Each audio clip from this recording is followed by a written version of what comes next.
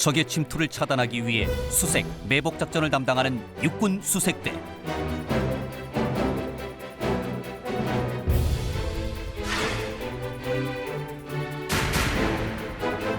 적 후방의 침투, 첩보를 수집하고 폭파, 테러 진압 등의 특수 임무를 수행하는 특공대. 부대 창설 이후 12번의 대간첩 작전에 참가하며 검은 베레의 신화를 남긴 특전사.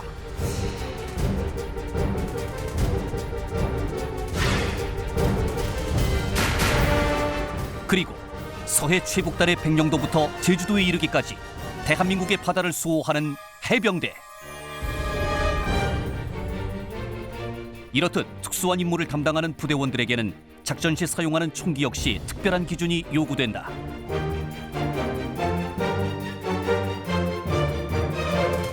활동하기 편하게 총신이 짧고 가벼워야 하고 잔고장이 없어야 하며 작전 상황에 맞게 단발과 연사 등의 다양한 공격이 가능해야 한다.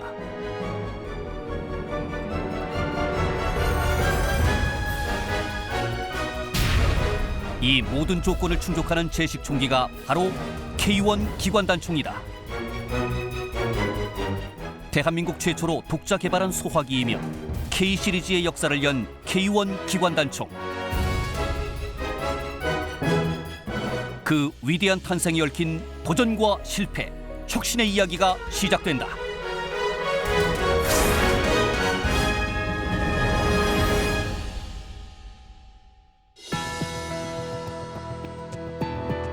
여러분 안녕하십니까? 첨단 국가의 초석 방위산업의 남희경입니다. 기술 경쟁이 치열해지면서 우리는 혁신이라는 단어를 많이 듣게 됩니다. 기존의 한계에서 벗어나 한 발 앞선 기술을 창조할 때 혁신적이다라는 말을 사용하곤 하는데요. 우리나라의 방위산업의 역사도 혁신의 역사입니다. 한국형 소화기 일환 혁신의 이야기. 오늘 네 분의 이야기 손님 모셨습니다. 먼저 전 국방과학연구소 소장을 역임하신 황해욱 박사 나오셨습니다. 반갑습니다. 국방과학연구소에서 일하시면서 수많은 국산 무기 개발에 참여해 오신 S&T 모티브의 최영진 연구위원 나오셨습니다. 안녕하십니까. 국방기술품질원의 심철보 책임연구원 나오셨습니다. 안녕하십니까. 마지막으로 건국대학교 방위사업학과의 서우덕 교수 함께 하시겠습니다. 네, 안녕하십니까. 우리가 이제 지난 시간에 K2에 관련된 이야기를 나눠봤는데요. 이 K2가 아주 좋은 장점을 따서 만든 한국형 최초의 소총인데요. 이게 이후에 어떻게 이제 해외로까지 나갔는지를 간단하게 짚어보면서 본격적인 토론 들어갈 텐데요. 최영진 연구위원님, 우리 이제 K2 소총이 이제 개발되고 나서 해외 이제 수출을 하고 이제 많은 성과가 있는 걸로 알고 있는데 어떻습니까? 1983년도에 최초로 나이지리아에 수출을 한 이후에 필리핀, 인도네시아, 남아공 등에 한 1만여 정을 수출을 했습니다. 미국에도 단발 모드로 한 1만여 정 수출을 했는데요. K2 소총이 조준하기도 용이하고 명중도가 좋아서 꽤 인기가 있습니다. 그런데 AK 소총에 비해서 가격이 비싸서 수출 경쟁력은 좀 떨어진다고 보고 있습니다. 지난 90년대 중반에 그 국방과학연구소의 김인우 박사가 이셉이라고 한미 과학자 교환 프로그램이 있습니다.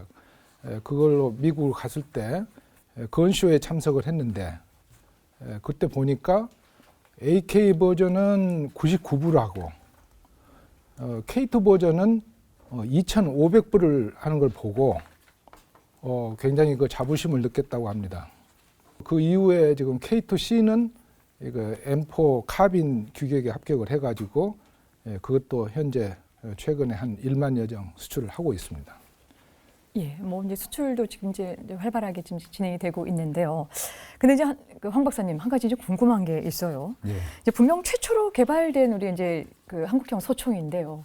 그 이름이 이게 K2거든요. 네. 제가 이제 일반적으로 이제 상식선에서 생각해 보게 되면은 제일 먼저 개발한 것이 이제 K1으로 좀 명명이 좀 돼야 될 것 같은데 이 어떤 이유가 좀 있습니까?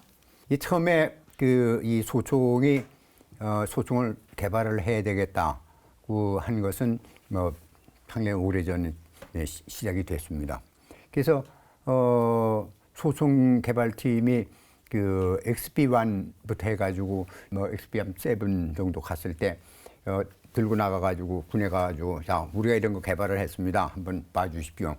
뭐 일종의 이제 뭐 운영 시험에 앞에서 말씀드린 것처럼 운영 시험을 부탁을 해서 전방 사단 육군도 가고 해병대도 가고 뭐 여러 이제 막 부대를 다녔는데 그 당시에 그 사정은 군은 어떠냐 육군은 M16 소총을 그 국방부 조병창에서 생산을 해서 받아서 얼마 안 됐을 때입니다. 그 전까지 M16 소총을 가졌을 때는 뭐 몇십 년을 쓴 거지만 이번 새 총이 완지 얼마 안 되는데 또 뭐 한국 뭐 엔지니어들이 와서 아 이거 저희들이 개발한 겁니다 하고 보라보라니까 뭐 보긴 보지만은 뭐 별 관심이 없었죠. 그러다가 그걸 가지고 우리 지금 한국군 특전사령부를 방문했습니다. 특전사에서 한번 봐주십시오, 써봐 주십시오, 운영 시험을 해주십시오 하고 갔는데 특전사에서 와 이거 근사하다, 이거 근사한데 좋은 훌륭한 소총인 것 같은데 야 근데 좀 길이가 길다, 좀 길이만 좀 줄이면 뭐 괜찮을 것 같다. 아 그래요? 그건 뭐 길이 줄이는 건 뭐 어렵지 않습니다. 그래서 그러면은 뭐 얼마큼 줄일 수 있냐, 이만큼 줄일 수 있습니다. 아 그 정도면 되겠다. 그래서 만들어진 것이 이제 군 요구 조건 특전사용으로다가 그 소요제기가 된 겁니다. 그래서 개머리판을 이제 그 접는 것도 있고 빼는 것도 있고 해 줄여가지고서는 원래 소총 몸집은 그대로입니다. 가지고선 개발을 했습니다. 개발을 해가지고 아주 막 호평이었죠. 그래서 그거를 이제 그 제식화라는 과정을 뭐 거칩니다. 합참에서 이제 무기 체계로다 채택을 해주는데 거기에서 이제 야 이거는 이름이 뭐냐?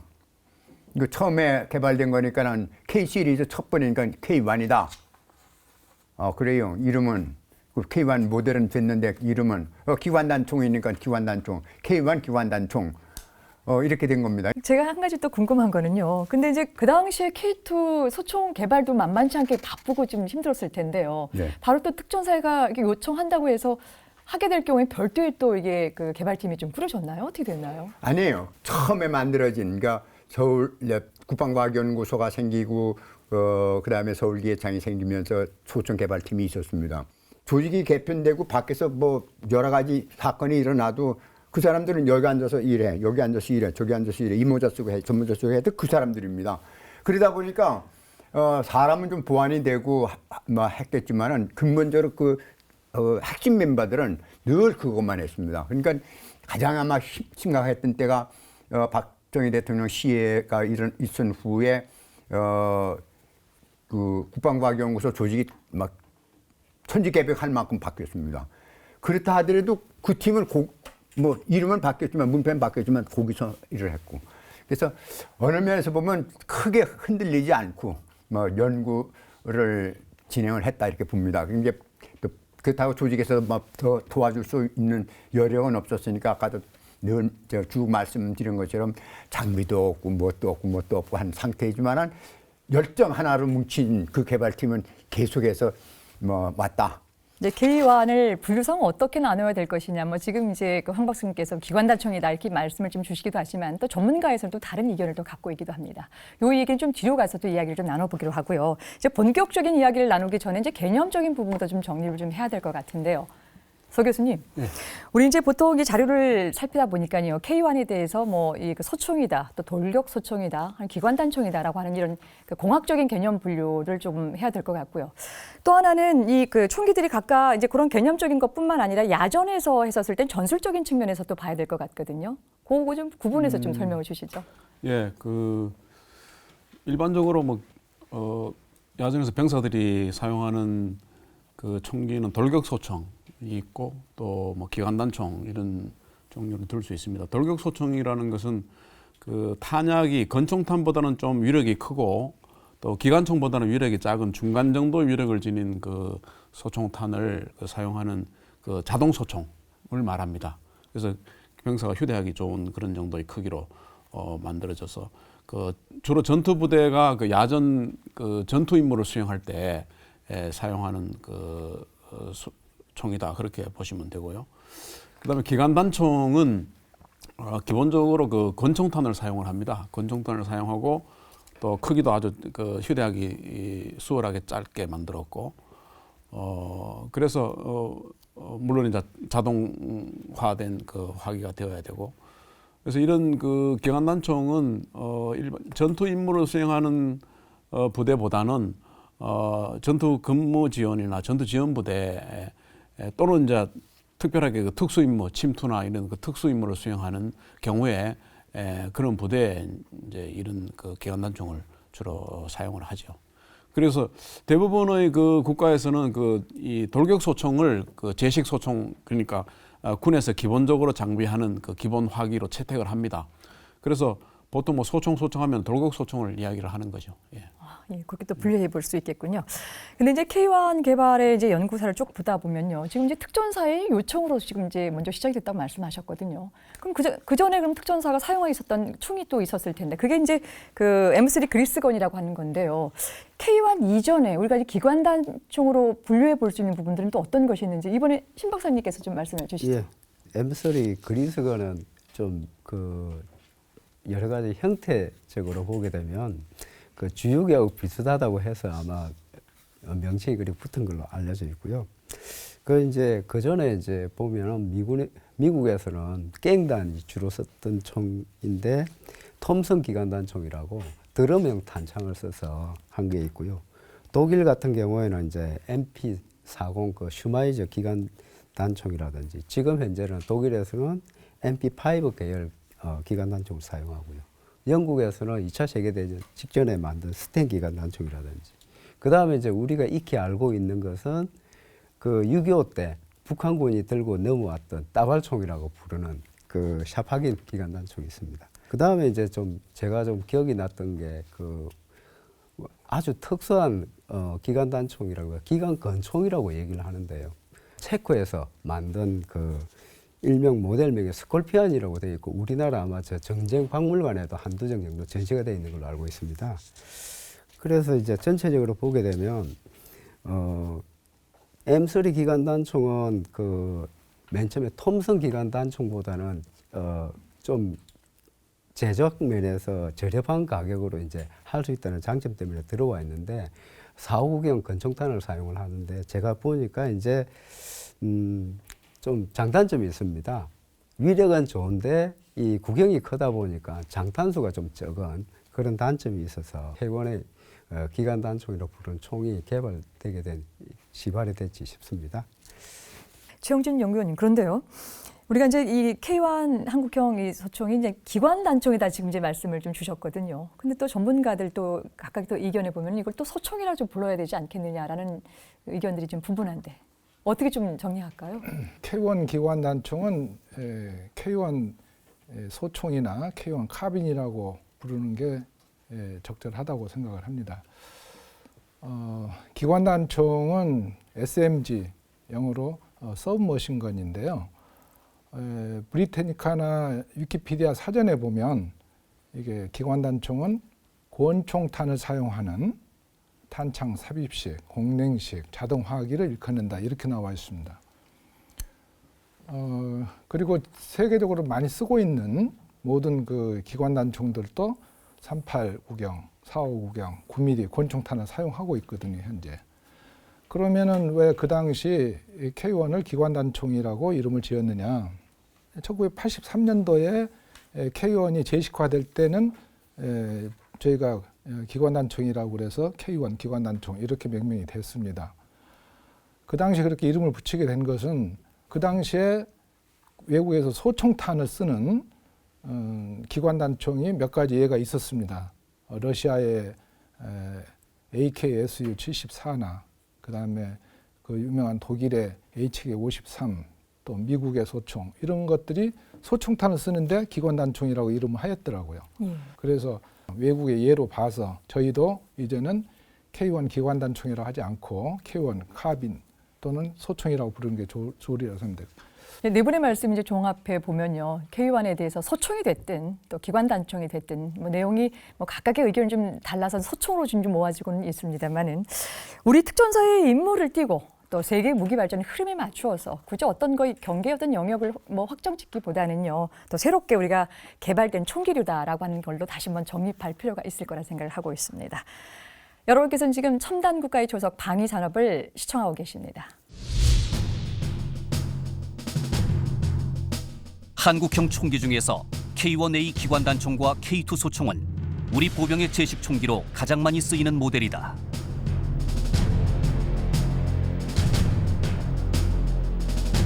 K1A 기관단총과 K2 소총은 국민들의 관심을 가장 많이 받는 총기이면서 동시에 잘못된 정보와 오해가 많은 소화기이기도 하다. 그중 가장 흔한 오해가 K1 기관단총은 K2 소총의 총신을 줄였을 뿐 새로운 개발품이라 볼 수 없다는 주장이다. 하지만 두 총은 개발 단계에서부터 전혀 다른 목적으로 만들어졌다. 두 총기의 가장 큰 차이점은 바로 작동 방식이다. K1A와 K2의 작동 방식 차이를 좀 더 자세히 알아보기 위해서 K 시리즈를 생산해 오고 있는 S&T 모티브를 찾았다.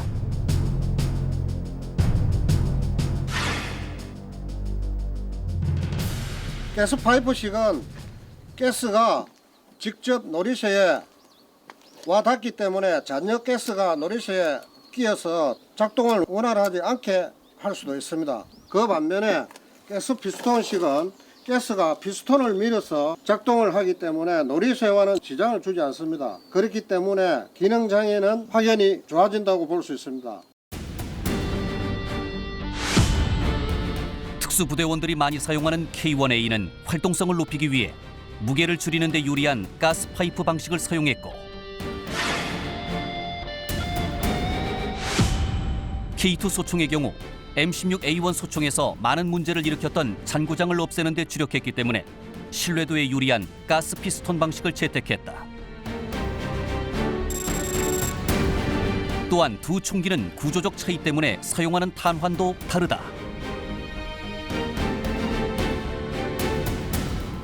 K100탄을 K1A에 사용하지 못하는 것은 지금 강선 회전율이 차이가 있어서 그런 겁니다. 그래서 지금 현재 K2 소총 같은 경우에는 7.3인치 회전율을 갖고 있어서 K100탄과 M193탄은 같이 쓰지만은 K1A는 12인치 회전율을 갖고 있습니다.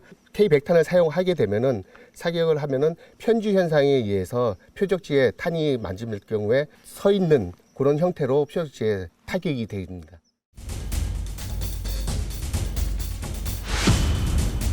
총기의 명중률을 높이기 위해선 발사된 탄환 자체의 회전이 중요한데 바로 총신 내부 벽에 새겨진 나선형의 홈, 강선을 이용한다.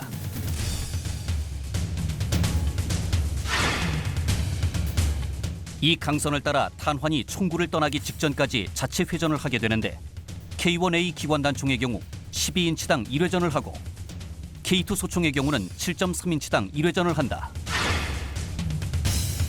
이를 시간으로 환산하면 K2의 경우 탄자가 1초에 약 5,000번 회전하게 되는데 이는 K1A에 비해 1.5배가 넘는 수치다. 때문에 K2 소총은 신형 K100탄을 사용할 경우 K1A 기관단총의 4배인 600m까지 유효 사거리가 늘어난다. K1A와 K2는 아래 몸통만 같을 뿐 엄연히 작동 방식과 내부 구조가 다른 별개의 총기다.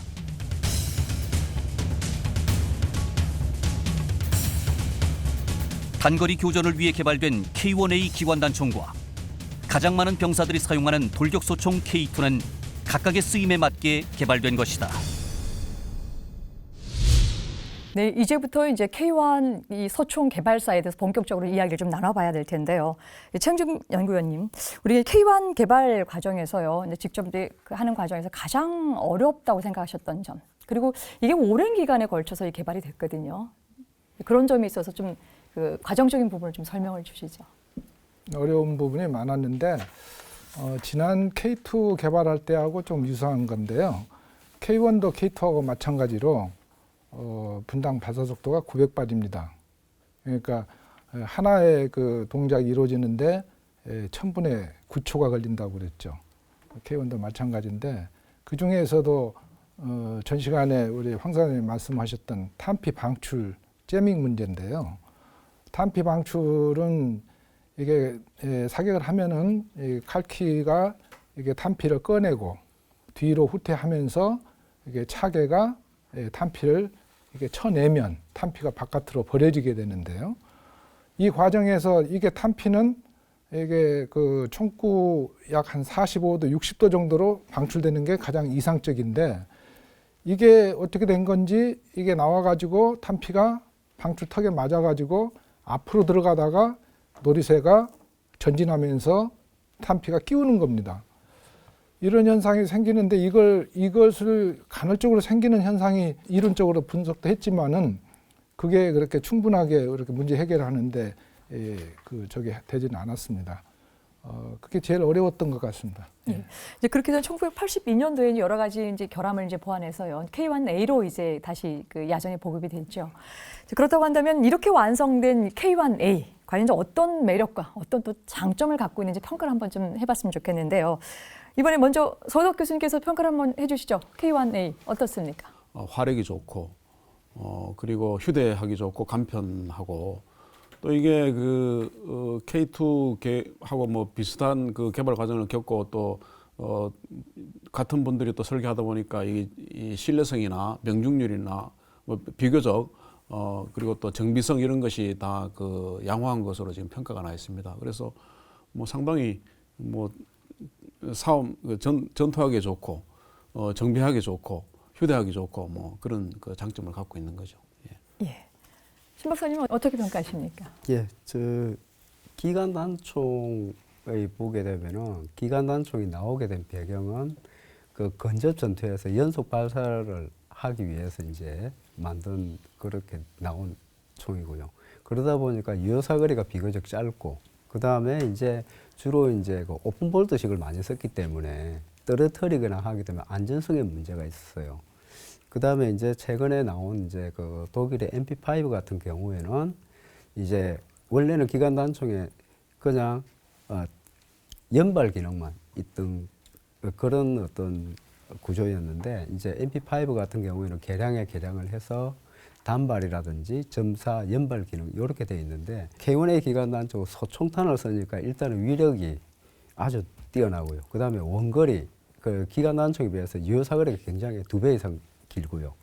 그 다음에 이제 휴대성이 굉장히 또 간편하면서 뭐냐면 총신 길이도 짧고 개머리 쪽도 짧고 그러면서도 위력이 있는 그러니까 소총의 장점하고 같이 결합되어 있는 그런 총이라고 볼 수 있습니다. 이렇게 매력적인 이 K1A요. 이제 어떻게 국내에서도 좀 영향이 좀 많이 있을 테고요. 이제 해외에서도 많은 이제 그 보급이 좀 되고 있는 것 같은데 어떻습니까, 박사님?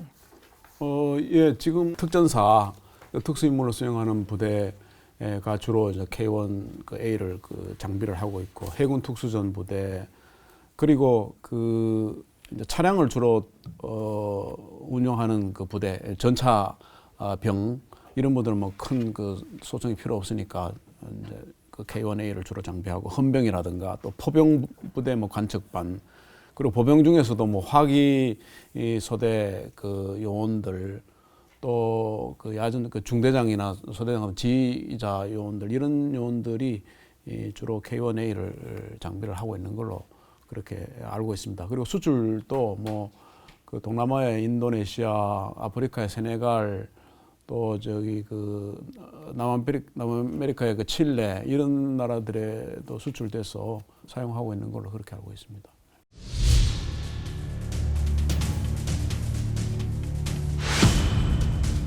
대테러 작전, 적진 침투와 정보 작전 등의 특수전에서 무엇보다 중요한 건 작전 수행을 할 때 적에게 노출되지 않는 것이다. 때문에 특수전의 필수 무기는 바로 무성 무기다.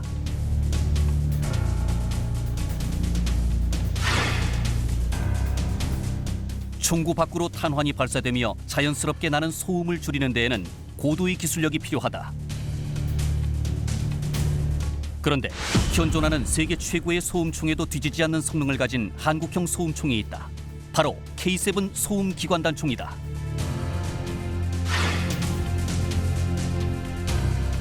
K7의 소음 억제 기능을 알아보기 위해서 먼저 K1A와 K2의 소음을 측정했다.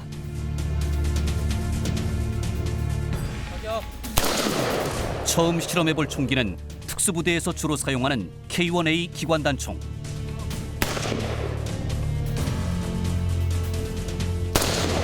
이어서 한국군의 대표적인 제식총인 K2 소총의 소음을 측정했다.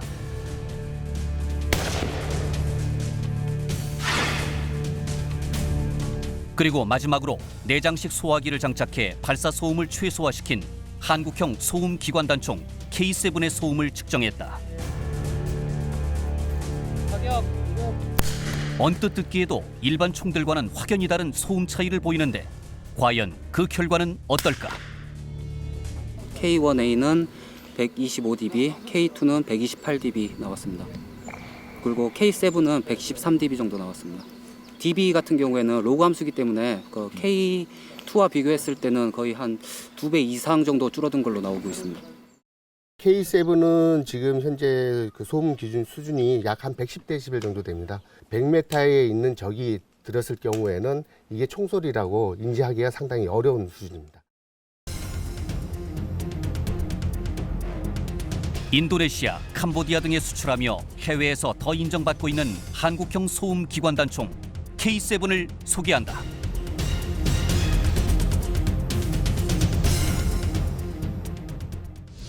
네, K2 소총 개발 과정에서 탄생한 명품 K1A 기관단총이 있고요. 또 이 K1A를 또 기반으로 해서 또 하나의 명품이 탄생했죠. 이제 바로 소리 없는 강자 K7 소음 기관단총인데요.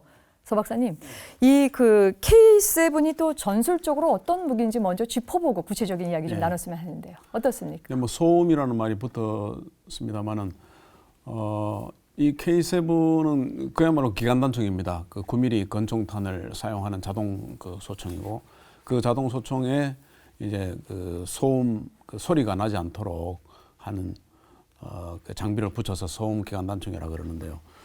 이런 장비는 특전사와 같이 그 적에게 은밀히 침투하거나 접근해서 조용하게 임무를 수행하고 이렇게 빠져나오는 그런 그 부대 또 요원들이 그 사용하는 장비입니다. 이제 요즘 특전사가 주로 사용하는 무기 중에 그 무성 무기라는 것이 있죠. 말씀드렸다시피 은밀한 그 임무 수행을 위해서 소리 나지 않고 하기 위해서는 소리 나지 않는 무기를 사용해야 되는데 소리 나지 않는 무기가 총은 소리가 나니까 이제 그 단창, 칼을 쓰고 그다음에 석궁 이런 것을 그 사용하는 경우가 많았죠. 그런데 이제 이 소음 기관단총을 사용하게 되면은 이게 아마 한 50m, 뭐 100m 이내에서 사용을 하더라도 소리가 크게 들리지 않고 임무를 수행할 수 있는 그런 이점이 있기 때문에 그런 특수 임무를 수행하는 경우에 주로 사용할 수 있는 그런 총이다 그렇게 보시면 되겠습니다. 예, 또 그런 또 전술적인 측면에 있어서의 또 가치를 또 평가해 볼 수 있겠군요. 신 박사님, 이제 개인적으로 이제 K7 소음 기관단총과 굉장히 또 인연이 깊다고 하시는데요. 이 K7 이 그 개발 배경과 또 과정을 좀 간략하게 좀 설명을 좀 해주시죠. 이제 이 소음기관단총을 사실 우리 국산화하고 카피를 한 건 아니고 독자 모델을 가지게 된 것은 좀 우리나라의 소총의 어떤 개발사에 중요한 의미가 있고요. 터닝 포인트라고 생각을 하는데요.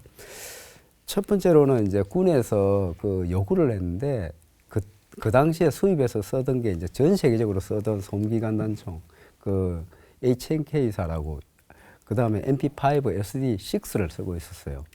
그런데 이제 거기서 특전사에서 문제가 쓰다 보니까 외국 거를 쓰다 보니까 AS라든지 이제 그런 부분에 이제 문제가 돼서 이게 국산을 좀 개발을 해주면 안 되겠느냐 했는데 가장 큰 걸림돌은 역시 그 경제성이었습니다. 그 소요가 이제 그 당시에 몇백 정 정도 되는데 몇백 정 가지고 총을 개발할 수 있는 그런 상황은 아니었어요. 그래서 이제 좀 그게 힘들었고요. 인터넷이나 어디에 찾아보게 되면 소음총에 대해서 어떤 성능 요구 조건이 나와 있는 부분이 없습니다. 그러다 보니까 우리 군에서 자기가 사용하고 있는 총인데도 불구하고 어떤 수준의 그 총을 달라는 게 없고 단지 총을 쏘는 거 보여주고 하면서 이 총 수준의 총을 만들어 달라고 얘기를 한 겁니다. 요구가 불분명한 거죠. 그 다음에 이제 그 당시에 또 보게 되면 소음이라는 게 소리를 제거하는 건 아니고요. 소리를 좀 줄이는 건데 조금 이제 영화나 이런 데 보면 좀 과장된 부분이 있었는데 그래서 이제 어떻게 하면 이 총 소리를 줄일 수 있는가 기본 연구가 되어 있지 않아서 대학하고 연계해서 이제 기본 연구했고요. 그러면서 이제 하게 되는 게 경제적인 면, 그 다음에 또 개발 기간이 굉장히 짧았어요. 개발 시작해서 양산에서 군에 보급하는 기간이 3년이 안 됐었거든요.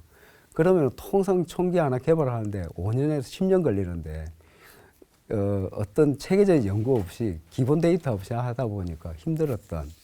그래도 이제 거기서 이제 몇 가지 이제 총을 대여를 해서 쭉 보다 보니까 좀 아이디어도 떠올랐는데 그 중에 이제 극복해야 될 게 지금 이제 수입해서 쓰는 총이 디자인적으로 보면 너무 잘 만들어진 총이에요. 그러니까 이제 도저히 디자인적으로는 따라갈 수가 없고 그렇게 해서 하다 보니까 지금 이렇게 보시다시피 총이 어떤 데냐면 그 K1A 아래 총몸하고 위 총몸은 K2 위 총몸. 사이트 가늠시에도 K2 쪽을 했고요. 이 부분이 이제 그 소음 소리를 줄여주는 소음기고요. 그 다음에 탄창은 맨 처음에 개발을 하질 않았고요. 그 이미 검증돼 있던 해외에서 판매하는 것을 갖다가 썼습니다. 그렇게 해서 소음 기관 단총을 먼저 개발을 했고 그 다음에 이 탄창을 사서 쓰자는 얘기가 있었는데 이왕할 것 같으면 탄창도 하자 해가 이제 2차 또 탄창 개발을 했는데 그렇게 해가지고 이제 하다 보니까 그 당시에 이제 대우통신의 그 개발실에 연구원 2사람하고 맨 처음에 개발 기간을 제가 6개월 만에 시제품을 만들어내기도 했거든요. 그렇게 하는 과정에서 이제 많이 힘들었고요. 그 다음에 이제 또 개발을 했는데, 설계를 했는데, 이 소음기 안에 들어가는 감음하는 그 부품을 만들어야 되는데, 이제 그 총을 쏘게 되면 안에 이제 경막이 있습니다. 거기서 이제 제가 이제 볼 때는 진직도라고 이제 0.1을 줬는데 그걸 용접을 해서 알루미늄을 용접을 해서 만들어야 되는데 그 당시에 6개월을 전국을 찾아다니면서 그렇게 정밀도 있게 만들어줄 수 있는 사람을 찾지 못해서 이제 고민하다가 제가 이제 개인적으로 잘 아시는 용접에 대해서는 좀 일가견이 있는 분한테 부탁을 드렸더니 일주일 만에 이걸 해결을 해 주시더라고요. 그리고 또 더 고마운 것은 그분이 뭐 경제적인 그런 걸 전혀 고려 안 하고 이것을 대량 생산해서 동일한 품질을 만들 수 있는 그 비법까지 다 전수를 무상으로 해 주셔서 지금 이 자리를 빌어서 좀 감사의 말씀 드리고 싶습니다. 예, 박사님 한 가지 궁금한 게요. 보통 전쟁 영화나 첩보 영화에서 보면요, 이게 무음으로 이렇게 막 이 총을 이렇게 난사를 하는데 보통 총하면 땅땅 소리가 나거나 소음이 굉장히 크거든요. 그런데 이번에 이제 그 K7의 그 소음 기관 단총 같은 경우에는 이 보통 나가는 그 소리를 어떻게 이렇게 좀 잡았는지 굉장히 궁금합니다. 물론 이제 우리 이제 같이 시청해주신 시청자들 입장에서도 그 원리가 어떤 원리인지 쉽고 간단하게 좀 설명을 좀 해주시죠. 일단은 이제 그 소리가 왜 큰지에 대해서 좀 어문 분석을 할 필요가 있고요. 그래서 이제 그 총소리는 크게 한 2-3가지 이유로 크게 들리는데 제일 그 큰 요소가 뭐냐면 탄이 총구를 빠져나갈 때 그 소리입니다. 즉 그 보통 탄속이 음속의 소총 같은 경우 한 2.5배에서 3배 가까이 되는데요. 그렇게 되면 그 소리보다 빠르게 비행을 하는 물체는 그 음속 돌파음이라고 합니다. 이게 이제 소닉 붐이라고 하는데요. 제트기 소리 같은 경우에 이제 그 예고요. 그래서 일단은 소음기관 단총을 설계를 할 때는 소리를 줄이려고 그러면 탄의 총구 속도를 음속 이하로 떨어뜨려야 되는데 기존의 어떤 건총탄을 쓰다 보니까 건총탄은 기본적으로 총구 속도가 한 380에서 한 400m/s가 되는데 이걸 인위적으로 총 안에서 떨어뜨리는 기술이 필요합니다. 그래서 이제 설계를 할 때 약실 쪽에 입구에 가스가 빠져나갈 수 있도록 구멍을 먼저 냈고요. 그래서 이제 구멍을 한 6개 정도 내가지고 가스를 빠졌는데 그 가스가 총구를 빠져나갈 때 소음기 안에 여기 소음기가 두툼하게 생긴 게 안에 그 자동차 머플러 원리하고 같은데요. 안에 이제 거기서 머물러 있도록 시간을 좀 지연을 시키면서 음을 잡아주는 그런 역할을 합니다. 그러고 나서 이제 또 한 가지 이제 그 소리가 나는 것이 기계음입니다. 노리쇠가 전진하거나 단이 장전되는 소리라든지. 그런데 이것은 이제 상대적으로 소리가 적기 때문에 고려를 할 필요가 없고요. 그 다음에 이제 또 소음총이라고 하는 것은 목적을 이렇게 보게 되면 소리가 없는 게 제일 좋습니다. 그런데 기구학적으로 이제 소리를 줄이게 되면 그 탄속이 떨어뜨리게 되면 정확도라든지 유효 사거리가 짧아지는 단점이 있기 때문에 이것을 그러면 어떻게 하면 유효 사거리나 위력도 유지를 하면서 적이 알아듣지 못하도록 할 것인가, 그것도 하나의 연구 과제였는데요. 그래서 이제 아이디어를 좀 낸 게 주파수를 좀 변형을 해보자. 뭐냐 하면 우리는 익히 총소리가 어떤 건지 알고 있습니다. 그런데 이제 이게 기존 총소리가 아닌 다른 소리로 오인할 수 있게, 그러다 보니까 이제 총소리를 다른 소리로 좀 변형을 해서 금방 알아듣지 못하게 하는 것도 하나의 그 개발할 때 중요한 과제가 됐습니다. 그렇게 해서 이제 진행을 했는데, 독일 총이나 이런 거하고 이제 쭉 그 비교를 하면서 소리가 좀 많이 다르게 됐고요. 그래서 이 총을 쏘게 되면 그 총소리라기보다는 어떤 공기총 쏘는 소리 정도고요. 그 다음에 이제 실내에 어떤 업무를 보고 있는데 바로 밖에서 총을 쏘면 총소리 났다고 창문을 열어보질 않습니다. 총소리인지 인지를 못하기 때문에. 그래서 이제 그렇게 해서 이제 소음총 개념을 개발을 했고요. 예. 근데 이제 그 우리 신 박사님께서 직접 이제 K7 이 개발 과정에 또 참여를 하셨기 때문에 계속해서 좀 추가 질문을 좀 드려보는데요. 기존에 이제 소음 기관 단총하고요, 지금 이제 만들어진 K7하고요, 이 비교해 봤었을 때 가장 크게 나타나는 이 그 장점 혹은 특성 어떤 것이 있습니까? 일단은 저 K7 기관 단총은 그 장점부터 말씀을 드리면 앞서 이제 예산이나 그런 것 때문에 그 아래 총몸은 K1 그 기본 바디를 차용을 했고요. 위 총몸은 K2 바디를 차용을 하다 보니까 공용 부품이 많습니다. 그래서 기존 부품하고 호환성이 한 60% 정도 되니까 일단 정비 유지 면에서 굉장히 경제성이 있고요. 그 다음에 이제 제가 그 독일에 지금 현용 사용하고 있는 그 장비를 새 총을 이제 빌려가지고 사격도 하고 분석을 해보니까 구조적으로 아주 우수한 총임에도 불구하고 단점이 보이는 거예요. 항상 이제 제가 하는 일이 잘한 것보다 좀 결함을 발견해서 보완을 하는 게 저한점을 주기 때문에, 그래서 이 총을 사격을 해보고 나니까 어떤 문제가 있었느냐 하면 발사 속도를 떨어뜨리기 위해서 롤러 방식을 쓴 그러니까 지연 블루백을 썼어요. 이게 무슨 얘기냐면 소총은 발사 속도가 빠르게 되면 기계적인 결함이나 부품인 내구성이 보장이 안 되기 때문에 그 부분을 굉장히 우려했던 것 같습니다. 그러다 보니까 이제 노리쇠 구조가 복잡하다 보니까 그게 이제 좀 많은 탄을 지속적으로 사격을 하게 되면 단매가 끼어가지고 이게 기능 결함이 생기는 거예요. 그래서 일단은 제가 볼 때는 아무리 독일 총이 좋다고 하지만 이것은 우리 총에는 맞지 않다 제외하고, 그래서 이제 채택을 한 게 우리는 단순 블루백으로 간다. 그렇게 이제 설계 컨셉을 정했고요. 그러면서 이제 또 한 가지는 이제 그 발사 속도 문제인데, 사실은 기관 단총이라는 것은 발사 속도가 높으면 유리한 면이 굉장히 많습니다. 그래서 이제 그러면 단순 블루백으로 왔을 때 발사 속도가 높을 때 어떻게 이걸 해소를 할 것이냐, 그 문제에 대해서 고민을 했는데 맨 처음에 쏘니까 1250발에서 1300발 정도 속도가 나는데 이거는 도저히 감당을 할 수가 없더라고요. 그래서 이제 그 노리쇠 뭉치라든지 그다음에 용수 처리라든지 이런 부분을 좀 개선을 해서 발사 속도를 안정화시켰고요. 그런데 이제 좀 단점으로 보게 되면 확장성이 떨어집니다. 그 우리나라 총의 대표적으로 이제 그 부분이 있는데, 즉 여기에서 레이저 표적 지시기를 단다든지 후레쉬 같은 걸 단다든지 하는 그런 부분이 조금 미약한, 그게 좀 단점이지만, 그렇지만 지금 현재로는 기능적인 면에서는 어떤 해외의 어떤 소음기관 단총보다는 굉장히 우수하다고 생각합니다. 네. 황 박사님, 지금 이제 우리 그 신 박사께서 이제 K7 개발 과정에서의 어떤 우수성, 또 어쨌든 우리가 진일보한 기술을 지금 도입을 해서 들어간 건 바로 혁신의 한 현장 아니겠습니까? 어떻게 보십니까? 그게 우리나라 그 젊은 엔지니어들의 기백이고 열정이고 헌신이 아닌가 생각을 합니다. 저는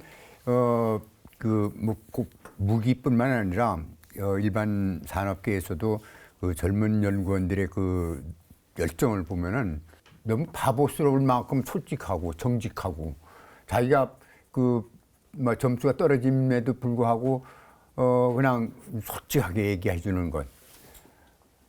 그다음에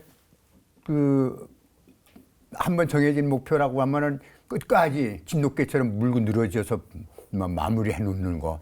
대단히 하여간에 열정적이고 솔직하고 그렇다고 저는 생각을 합니다. 예, 지금 이제 황 박사님께서 계속 이제 인재의 중요성, 정말 이 바보스러울 만큼 솔직하고 정직한 거, 이것이 바로 혁신의 출발점이라고 또 생각을 할 수 있겠습니다. 근데요, 신 박사님, 지금 이제 K7에 관련된 자료를 조금 이렇게 조사를 하다 보면요, 이 개선에 대한 요구 사항도 좀 있습니다. 물론 이제 우리 예비역들이나 또 현역에 또 지금 이제 장병들이 이거를 이 프로그램을 보면서 또 사용하시는 분들도 있기 때문에 몇 가지 좀 지적사항이 하나 있는데요. 이게 사격을 할 때 연기가 좀 많이 나온다라고 하는 부분들, 또 사격할 때 이 탄환 걸림이 좀 자주 생겨서 좀 불편하다는 의견이 있는데 이 부분에 있어서는 좀 어떻게 좀 개선을 하려고 하는 여지가 좀 있습니까? 개발하면서 에피소드가 몇 가지 있습니다. 그 중에 이제 총을 맨 처음에 줬더니 가스가 많이 생겨가지고 사격을 하기가 어렵다 그런 얘기를 했어요. 근데 저도 이제 수입한 독일 총도 같이 사격을 해보고 해봤는데 그래서 제가 이제 물었어요. 그러면 기존에 쓰던 독일 총은 어떻습니까? 이렇게 물었거든요. 물었더니 걔는 원래 가스가 많이 난다고 합니다. 그래서 이제 그때 이제 사격할 때 보게 되면 항상 고글을 쓰더라고요. 고글을 왜 쓰는가 이제 불편한데 그래서 보니까 이제 소음총은 특성상 복자식 시스템이기 때문에 탄이 나가면서 추진 가스의 일부가 탄피를 밀어서 밖으로 배출을 하는 시스템이기 때문에 가스가 뒤로 나오게 되어 있습니다. 그러니까 이제 제가 볼 때는 어떻게 느꼈느냐면 우리 군에서 독일 거는 쓰지만 얘기를 해도 개선이 될 가능성이 없다는 거죠. 그러니까 얘기를 안 하고 있다가 이제 국산 총이 나오니까 이거는 좀 불편하니까 해주면 안 되느냐 그렇게 받아들였고요. 그 다음에 이제 탄걸림이 자꾸 생긴다고 했는데 그게 이제 보게 되면 사용 단종에 따라서 좀 다를 수 있고요.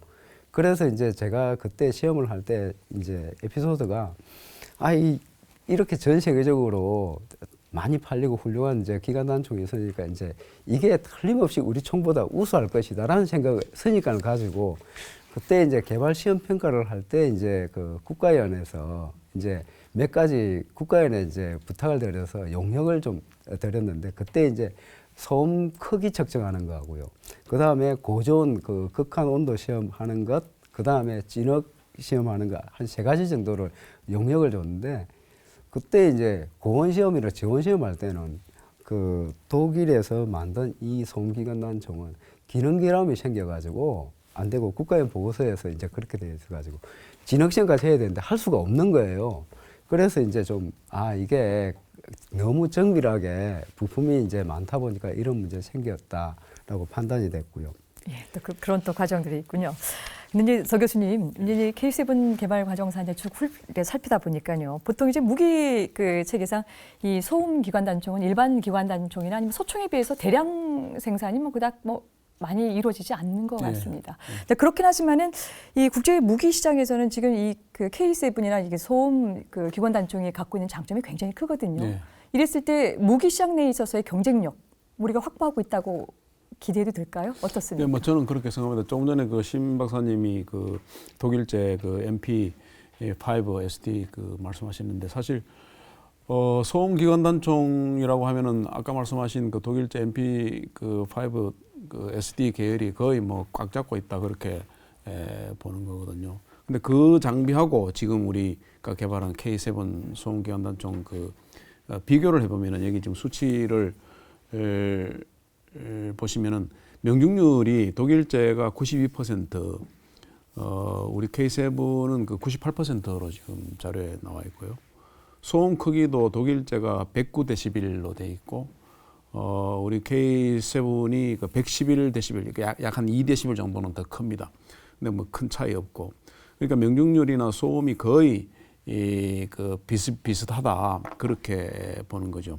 그런데 그 아까 신 박사님 말씀하셨지만은 그 독일제는 그 기능 장애가 빈발합니다. 뭐 이런 환경이 좀 척박한데 진흙이나 뭐 이런 그 우천이나 이런 경우에는 기능 장애를 자주 일으키고 또 말 들어보니까 독일제는 뭐 탄창 한 2개 정도만 쓰면은 그 자꾸 이렇게 꼬이는 현상이 나타나는 그런 그 신뢰성이 좀 문제가 되는 그런 부분이 있다. 그에 비해서 우리 K7은 상당히 신뢰성이 높은 장비로 되어 있고 더구나 또 정비도 그 정비가 아주 용이하게 할 수 있도록 되어 있는 그런 구조라고 합니다. 그렇기 때문에 뭐 가격도 저렴하고 그래서 제가 볼 때는 뭐 우리가 개발한 지 얼마 안 돼서 그렇지 시간이 가면은 이 우수성이 알려지고 하면은 국제 시장에서 굉장한 경쟁력을 갖게 되지 않을까. 현재도 아마 인도네시아, 방글라데시, 뭐 캄보디아 이런 데 수출이 돼 있어서 아마 국내에서 사용하는 것보다 더 많이 수출되었다는 이야기를 제가 들었어요. 그러니까 앞으로 뭐 기대되는 장비가 아닌가 그렇게 생각을 합니다.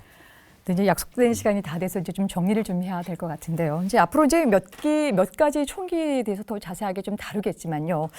이 K7의 개발이 우리 국방 전력과 방위 산업에 어떤 의미를 갖는지 마지막으로 마무리 말씀 좀 듣겠습니다. 먼저 우리 황영 박사님께서 시작을 해주시죠. 예, 그 아까 설명 들으신 것처럼 K7 경우에 단기간에 또 경제성 있는 무기를 개발을 했습니다. 그 고생은 아마 뭐 말로 표현할 못할 만큼 했겠죠. 그러면 그렇게 할 수 있었던 기본적인 요소, 그걸 뭐 혁신이라고 부르든 힘이든 능력이든 이러한 것들이 항상 있는 건 아니다.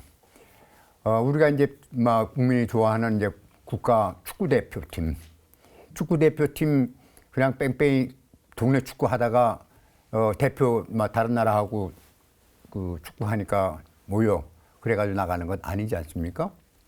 마찬가지입니다.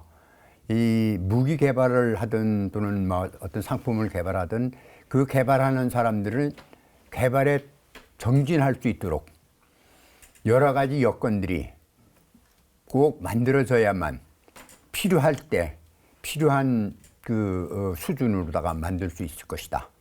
그렇게 하는 것만이 우리가 살 수 있는 길이고 우리가 발전할 수 있는 길이고 우리가 선진국으로 한층 높이 뛰어올 수 있는 능력이 될 거라고 저는 확신을 합니다. 네, 고맙습니다. 이번엔 최용진 연구위원께서.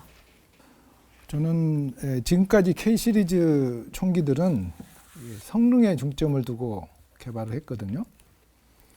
이제는 무기도 상품이라는 개념을 도입하면 좋겠다는 생각입니다. 소비자, 즉 사용자는 그들의 요구는 다양하고 이게 고급화되어 가고 있습니다. 소화기도 이게 보기 좋고 만지기 좋고 이쁜 이게 총을 만들어서 사용자가 갖고 싶은 그런 총을 만들면 좋겠다는 그런 생각을 하고요. 저희가 K2 소총이 한참 개발을 하던 1970년대에 제가 K2 소총 목합, 그러니까 나무로 만든 1:1 총을 들고 당시에 홍익대학교 산업도안과, 지금은 산업디자인과라고 하는데 거기를 방문을 했습니다. 제가 가서 인간공학적인 기능, 그다음에 외형 이런 것을 이제 자문을 받았는데 그때 전문가다운 그런 지적을 많이 해줬습니다.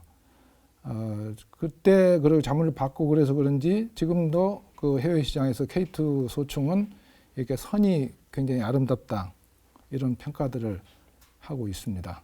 예, 이번에는 심철보 책임연구원께서. 예. 제가 이제 K7 기관단총은 관여를 좀 많이 했었던 분야인데요. 이 일을 하면서 느낀 게 몇 가지가 있습니다. 사실은 어떤 무기를 개발하는 것은 어떤 경제적인 면보다는 사실 필요성이라든지 우리나라의 어떤 국제적인 위상하고도 관계가 있다고 봅니다. 그래서 이번에는 이제 K7은 그냥 이렇게 해서 개발을 하다 보니까 디자인도 조금 떨어지는 부분은 사실이고요. 근데 이제 이런 부분에 대해서는 좀 국민적인 공감대가 형성이 돼야 되고요. 그 다음에 또 이제 우리 황 박사님께서 말씀하신 것처럼 인재에 대해서 말씀을 하셨는데, 성공할 기회만 있는 건 아니다. 뭐냐 하면 저는 이런 말씀을 드리고 싶어요. 연구원들한테 많은 시도를 하기 위해서 실패할 기회도 줘야 된다. 그 실패를 해야만이 성공을 할 수 있기 때문에, 그래서 어떤 경우에서는 성공만 능사가 아니고 실패를 많이 할수록 더 나중에 그 바탕을 해서 성공할 수 있는 그런 모티브가 되기 때문에 그런 좀 연구 환경이 만들어졌으면 하는 바람입니다. 네, 고맙습니다. 마지막으로 서우덕 교수께서. 예, 우리가 독자적인 기술력을 갖고 개발한 무기 체계가 하나 나오면은 그에 따라서 이것저것 변형시켜서 더 좋은 또 다른 용도로 쓸 수 있는 무기 체계를 또 독자적인 기술력으로 또 개발할 수 있는 그런 역량을 갖게 되는 거죠. 그런 의미에서 이 K 시리즈 소총 개발이 굉장히 의미가 있다 그렇게 생각이 됩니다. 그리고 또 뭐 전술적인 전력적인 그런 측면에서도 무성 무기를 아주 강력한 무성 무기를 우리 손으로 개발함에 따라서 특수임무 수행에 있어서 상당한 그 발전을 가져오는 그런 효과도 있다 그렇게 봅니다. 예. 네, 오늘 네 분 말씀 정말 감사합니다. 첨단 국가의 초석 방위산업 오늘 준비한 것은 여기까지입니다. 다음 시간에 또 다른 K 시리즈 개발사 가지고 찾아뵙겠습니다. 함께해 주셔서 고맙습니다.